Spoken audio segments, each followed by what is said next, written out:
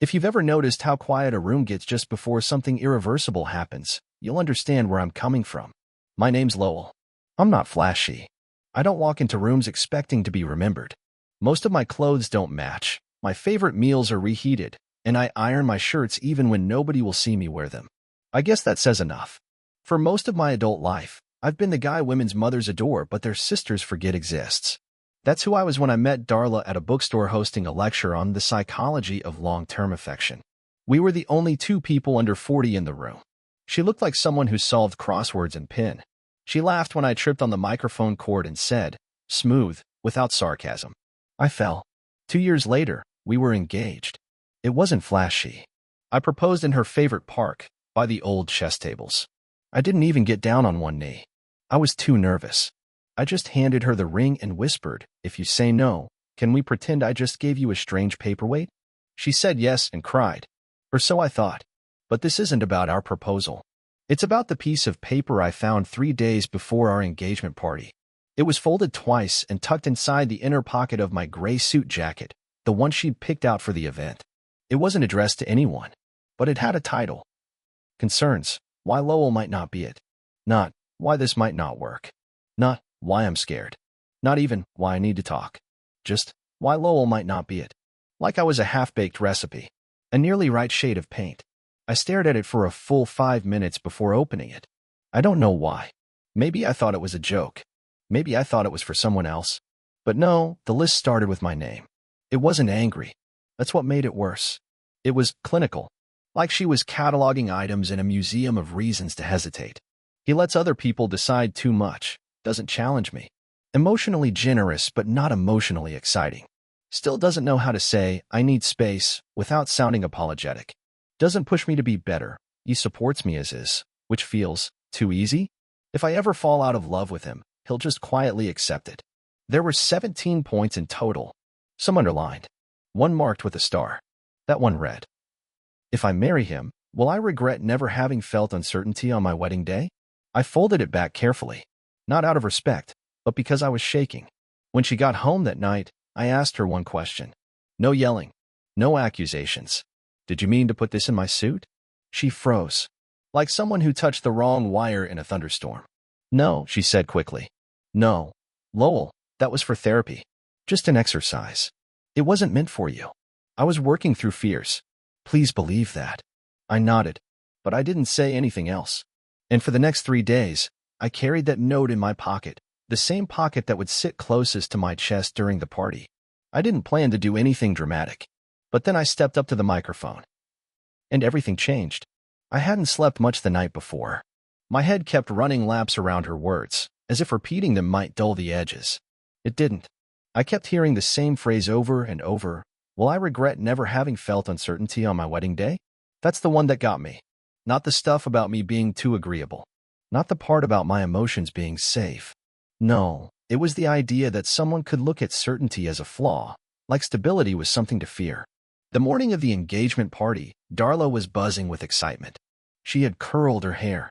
She wore the earrings I bought her for her birthday last year. She kept grabbing my hand between setting up the catering and greeting guests, and saying things like, it's finally happening, and I can't believe how lucky I am. I smiled, nodded, said everything a normal fiancé would. But the note was in my pocket, folded perfectly, sitting against the lining of my jacket like a pulse I couldn't quiet. The venue was beautiful, an old greenhouse-style conservatory with chandeliers hanging from steel beams and ivy curling over glass walls. Her friends from college were there. My brothers were there. Our coworkers, our parents, even the mail carrier who Darla invited because he always remembers my name. The energy in the room was light, celebratory. Everyone clinked glasses and took photos and asked about honeymoon destinations. Then, midway through dinner, the event planner handed me the mic. Time for the toast, she smiled, like it was the easiest thing in the world. I looked across the room. Darla sat at the head table, glowing. Her chin rested on one hand, her eyes wide with affection, or was it pride? Maybe both. She had no idea what was coming. And honestly, neither did I until I stood up and felt the paper in my pocket, pressing against my chest like a second heartbeat. I tapped the mic high. Most of you know me. I'm Lowell, and tonight, I was supposed to talk about love. The room fell quiet. Someone dropped a fork. But instead, I want to talk about honesty. Real honesty. The kind that isn't polished or posted on Instagram. The kind that stings when you hear it. A few people laughed nervously. Darla tilted her head, her smile flickering. I want to read something to you. It's not mine, but it was written for me, in a way. And then I unfolded the note. I didn't read all 17 items. Just 5. The same 5 that I'd read over and over in the dark. Her face shifted slowly, smile gone. Then confusion, then full panic.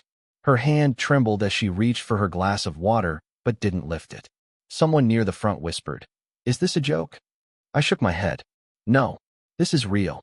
This is what it looks like when someone starts to wonder if love without drama is still love. If safety means boredom. If someone's steadiness makes them forgettable. Darla stood up then. She looked like she wanted to speak, but I gently raised one hand. Let me finish. I looked around the room, every eye on me, wide and stunned.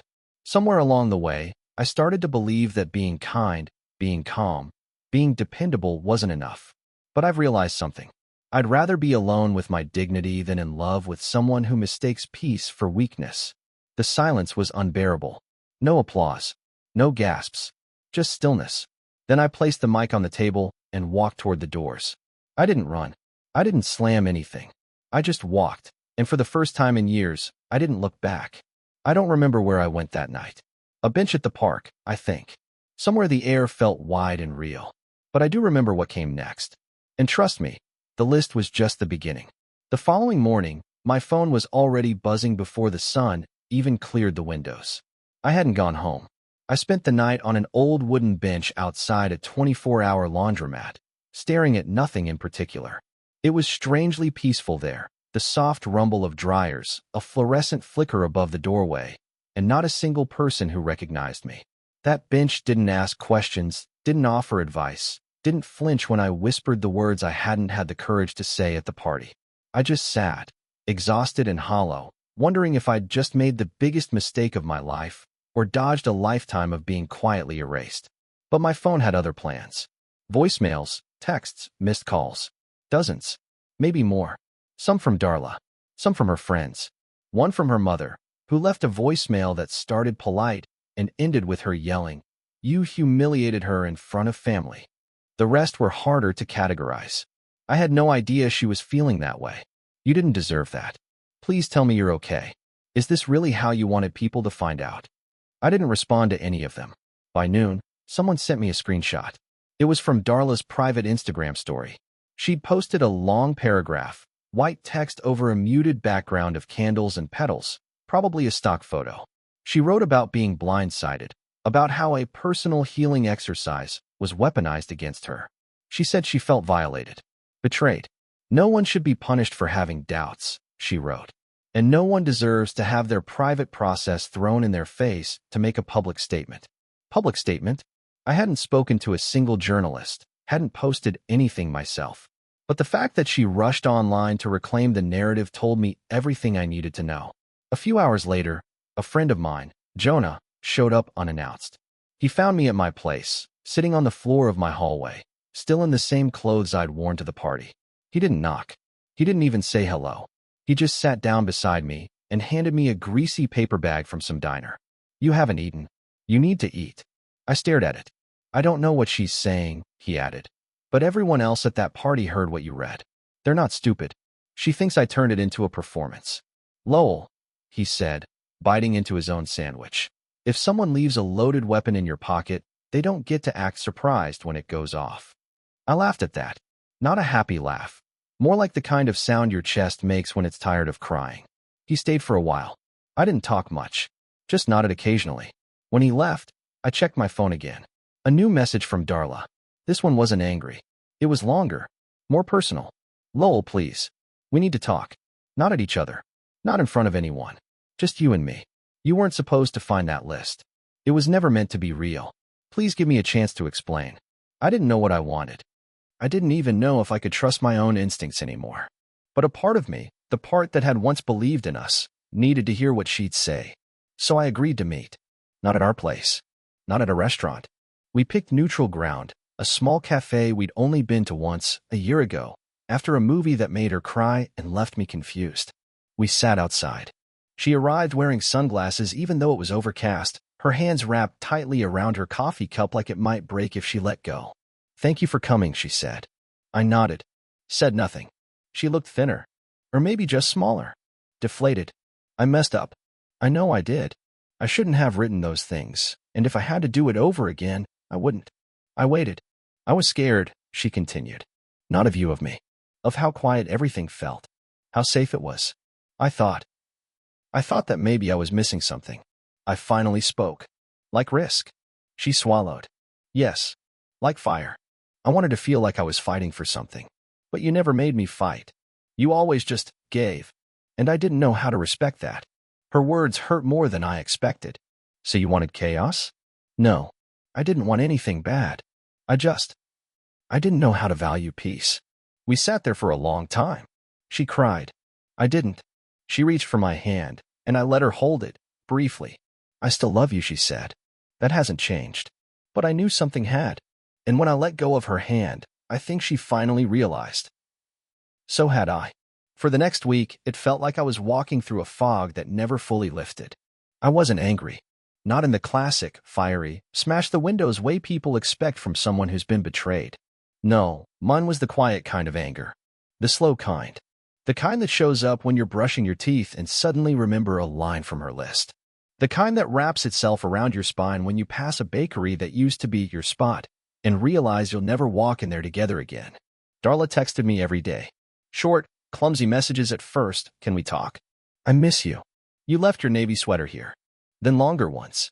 Paragraphs of reflection. Explanations. Some of them felt sincere. Others read like damage control. I wasn't sure which version of her I was hearing from. Maybe neither. Meanwhile, the people around us had already chosen sides, quietly, of course. My coworkers acted like I'd been widowed. Her friends unfollowed me on social media. My aunt left a voicemail saying, I always thought she was too polished, you know? No softness around the edges. Her brother, oddly enough, sent me a single text. You did what a lot of guys wouldn't have had the guts to do. I never responded to any of it. But what finally broke me wasn't the silence. It was the invitation.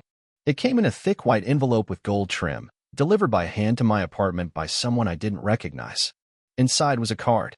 Elegant, embossed lettering.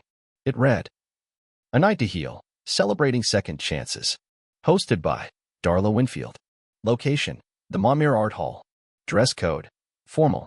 Guests, close friends and family. Featuring, a personal reflection by Darla. I read it twice. Then again. Was this a fundraiser? A party? A wedding redo? I texted Jonah a photo of it with one line. Is this real life?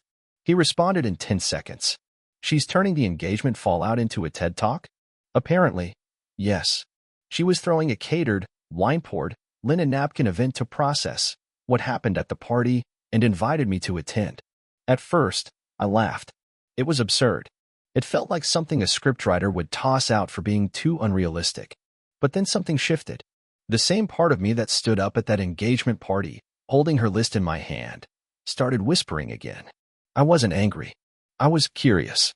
What version of our story was she planning to tell now? So I RSVP'd. When I showed up that night, the Montmere was lit like an art gala. Classical music floated through the air. A screen played photos of her childhood, soft focus, warm colors, stage smiles.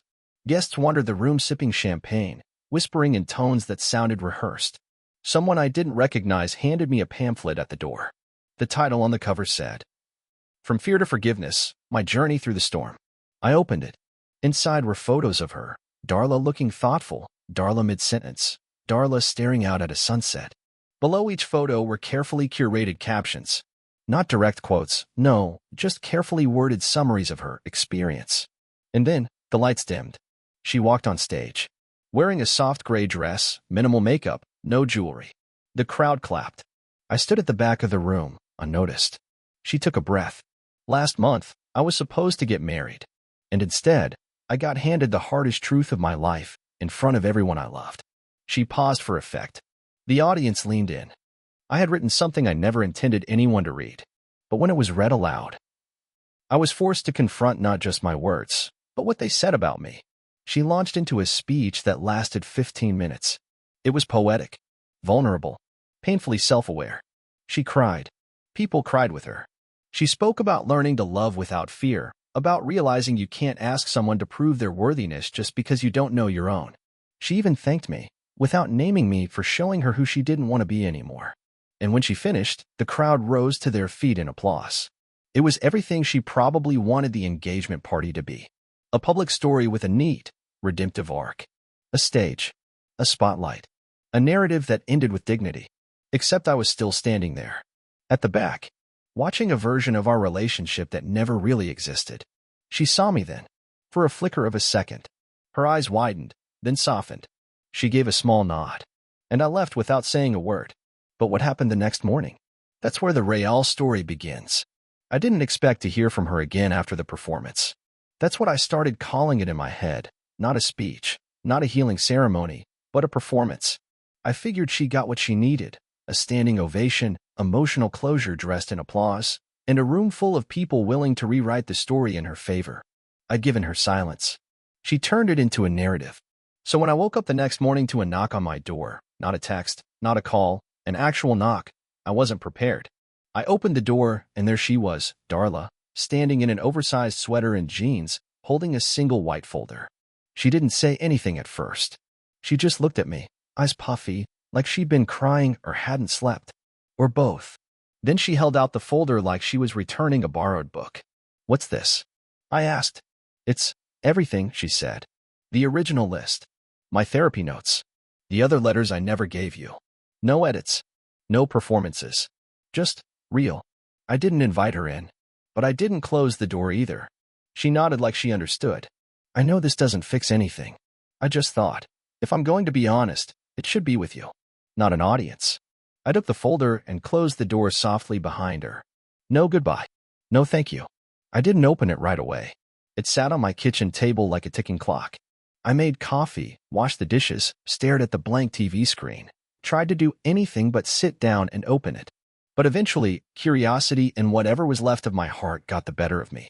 The folder was full of loose pages. Some were neatly written. Others scribbled in margins, on the backs of receipts, even a napkin from a bar we went to once. She'd been thinking about this for longer than I realized.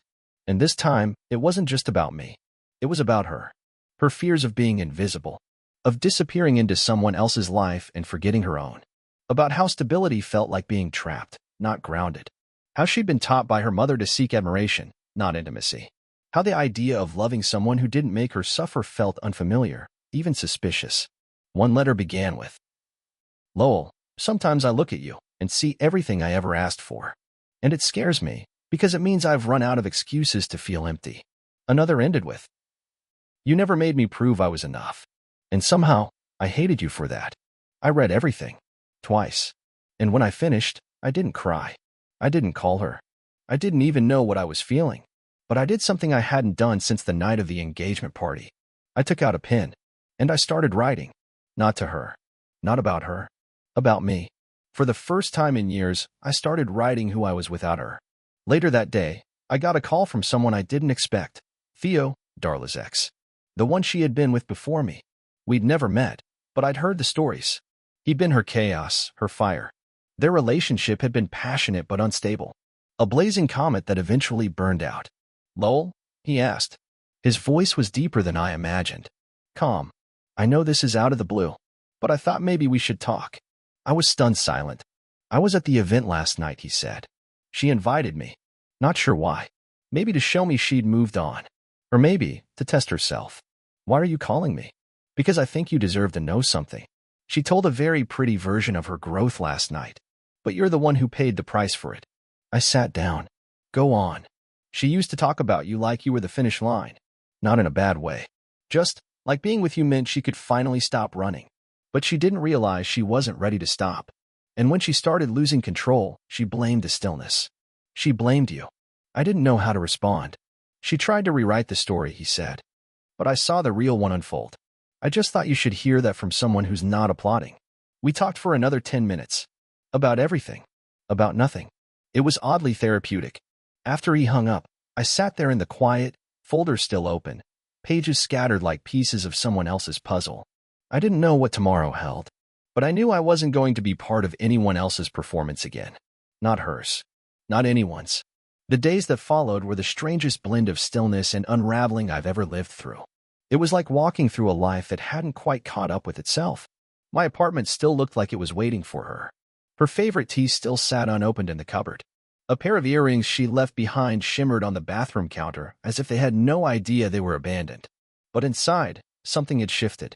I had stopped waiting for the door to open, stopped listening for footsteps in the hallway, stopped expecting closure from someone who was still rewriting the story from her side. Instead, I started doing something I hadn't done in a very long time. I started remembering myself. Not the version she fell in love with, or the one she slowly began to edit, critique, and fold into her image of what a partner should be. No, I started remembering who I was before I tried so hard to become easy to love. I began with small things. I signed up for a pottery class I had always wanted to try but never mentioned because she once said handmade bowls were charmingly uneven in a way that made me feel like a child showing off macaroni art. I bought a second-hand acoustic guitar and let it sit in the corner of my living room for 2 days before I even picked it up.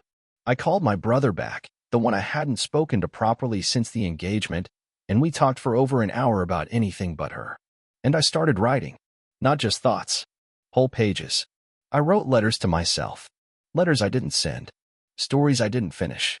Sentences that ended mid-thought but meant something to me. I wasn't writing to heal or explain. I was writing to hear myself again. But the world around me?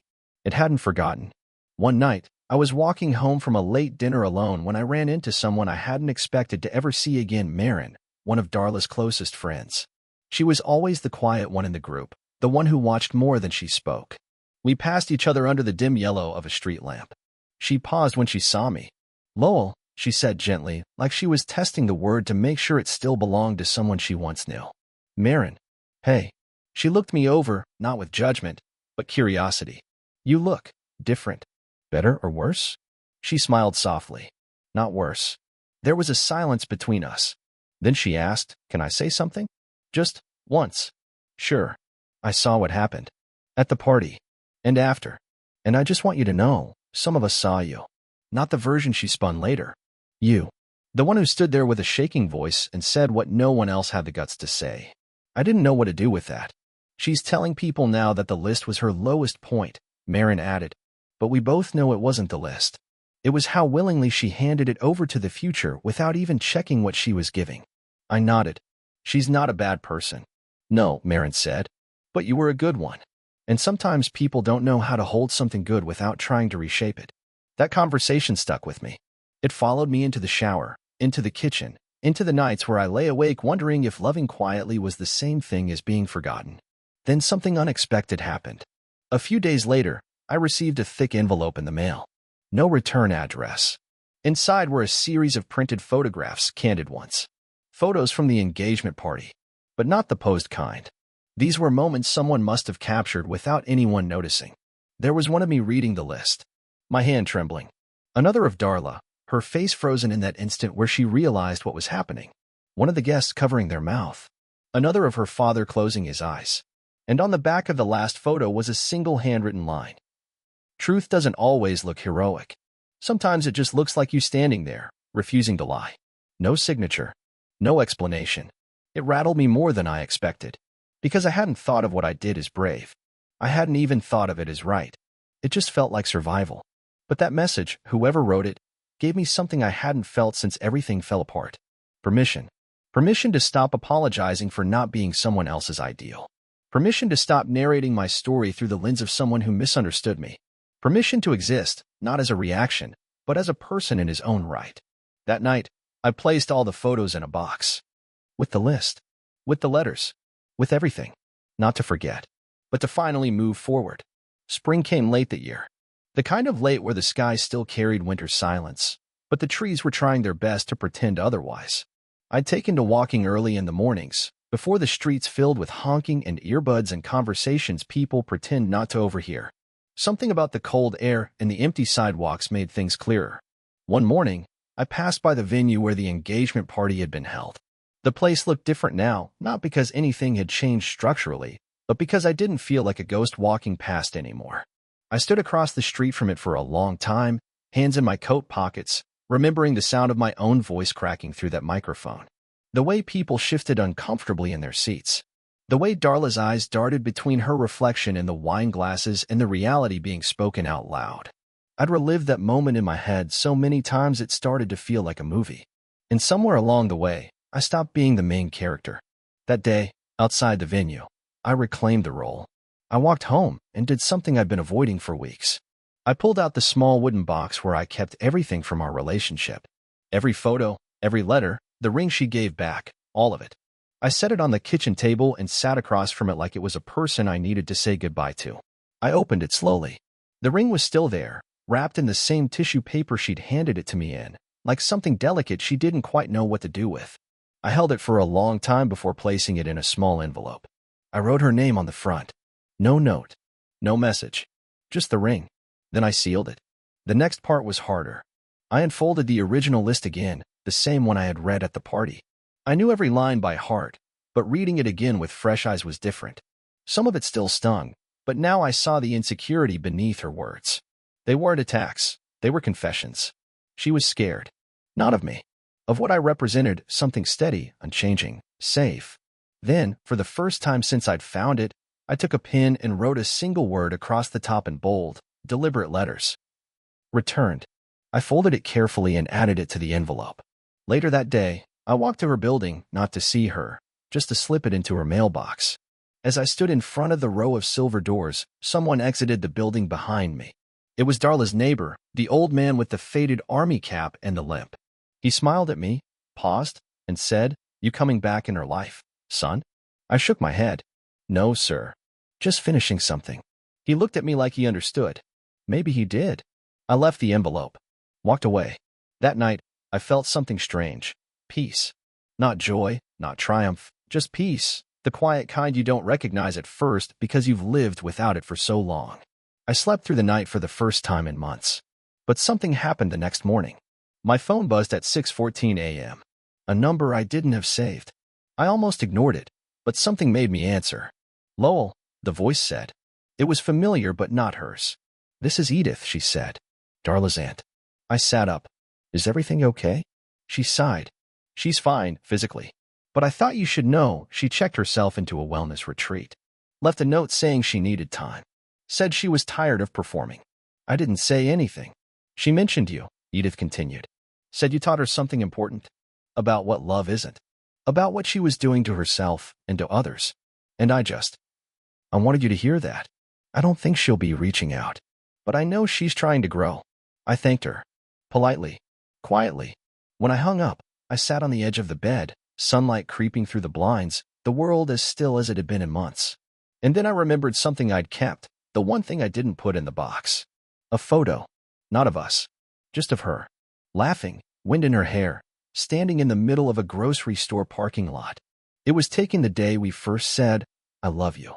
I'd kept it tucked inside the back of my bookshelf, between two novels I hadn't touched in years. I took it out now, held it for a moment, and smiled.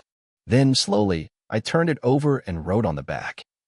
We were real, even if we weren't forever. And for the first time, truly the first, I believed it. 3 months passed. Long enough for everything to settle, but not so long that I'd forgotten the details. I still remembered the way her voice cracked when she tried to explain, the way my name sounded in her mouth when she didn't know how to love me anymore. But now those memories didn't sting.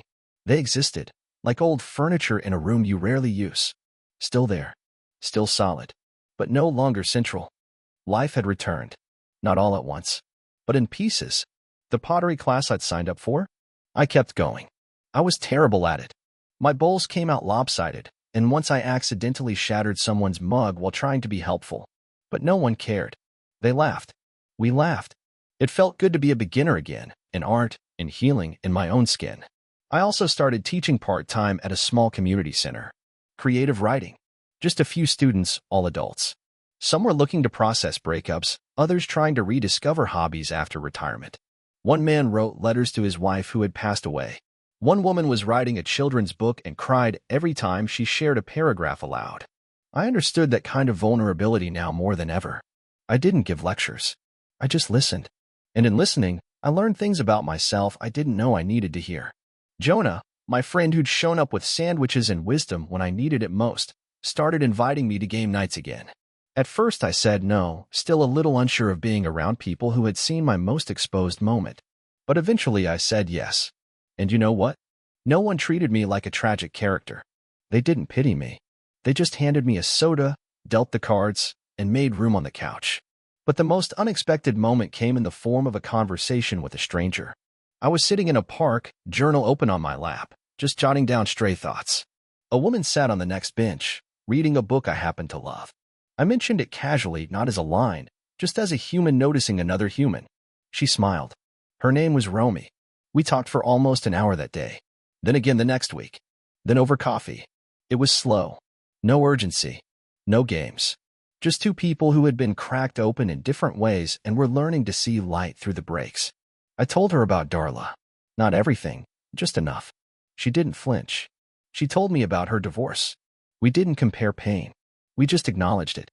There was a moment, weeks later, when we were sitting side by side on a dock, watching ducks skimming across a lake, when she said, "You don't seem like someone who needs to be impressive." And I laughed. I've spent most of my life trying to be exactly that. Well, she said, nudging my arm, "You're much better as you." And I believed her. I don't know what the future holds. I don't know where Romy and I are headed, or whether we'll end up writing our own story together. But for the first time in a long time, I'm not afraid of being the quiet, steady presence in someone's life. I'm not afraid of being not dramatic enough, or too gentle, or uncomplicated. Because here's what I've learned. Love doesn't always arrive as fireworks. Sometimes it comes quietly. Sometimes it waits for you to come home to yourself first. And I did. So if you're reading this, if you've ever been told you're not enough because you don't burn with chaos or mystery, let me tell you something. You're not forgettable. You're not less. You're just not for someone who hasn't learned how to stay. And one day, someone will sit beside you and see the strength in your stillness. Just like Romy did for me. And just like I finally did for myself.